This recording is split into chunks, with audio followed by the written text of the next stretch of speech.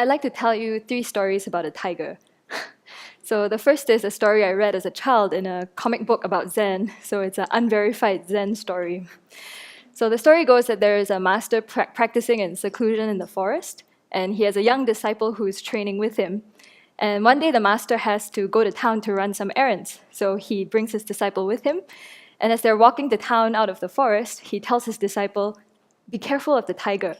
Don't get eaten by the tiger." And his disciple is kind of confused because they're going to town and the forest is back there, right? But I think if you're a disciple of a Zen master, you know better than to ask too many questions. So he doesn't, and he follows his master. They go to town, they run errands, and on the way back, they pass through a very busy marketplace.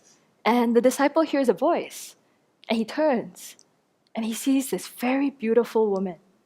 Yeah, so beautiful, he had to just stop and look. Then he realizes his teacher is on his way already and quickly runs to catch up. And now all the way back, going to the forest, his mind is filled with thoughts about this woman.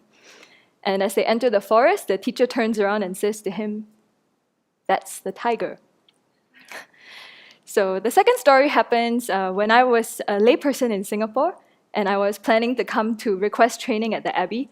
So I went to do some health work, and I went to the dentist for the last time, possibly, in Singapore.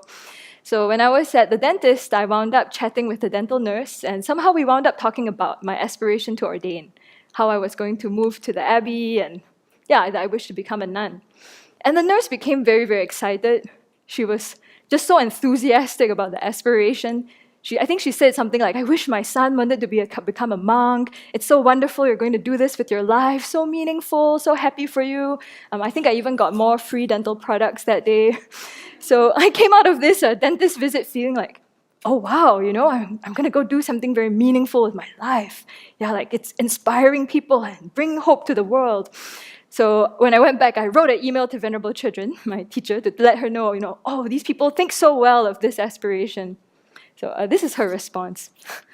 She said, "Hi, it's very heartwarming that so many people are supporting you and appreciating that you want to become a monastic. Appreciate what they say, but don't get attached to it. The whole world will never appreciate everything we do, and someone else will surely criticize you, saying becoming a monastic is running away from the world, ignoring your problems, hurting those who care about you, and so on. Practice so that your determination and clarity about ordaining is as strong when people criticize you as when they praise you. People rejoicing at your virtue benefits them. It doesn't benefit you. Worldly people criticizing your virtue harms them. It doesn't harm you." And the third story happens shortly after I was ordained. I was back in Singapore for the first time as a nun, as Venerable's travel assistant. And one of her friends organized like a big luncheon with many people from the Buddhist community, and who I happen to know as well, some of them. So we appear at this lunch, and people are surprised to see I have become a nun. There's some kind of kerfuffle around, "Oh, that's where you went, and nobody knew."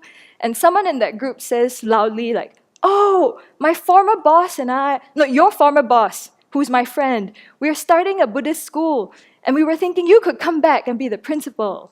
Yeah, and there's all kinds of commotion at the lunch afterwards. And as we're leaving the restaurant, Venerable Children turns around and says to me, "This is poison for your practice. Don't eat it." So in thinking about the tiger, I think when we're very young in the Dharma, it's very hard to know how to even spot the tiger, much less avoid getting eaten up by our afflictions. We're devoured before we even know they're present.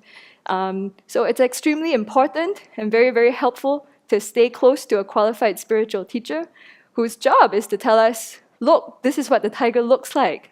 Beware, don't get eaten by the tiger." And when we hear this advice, our job is to bow and say thank you.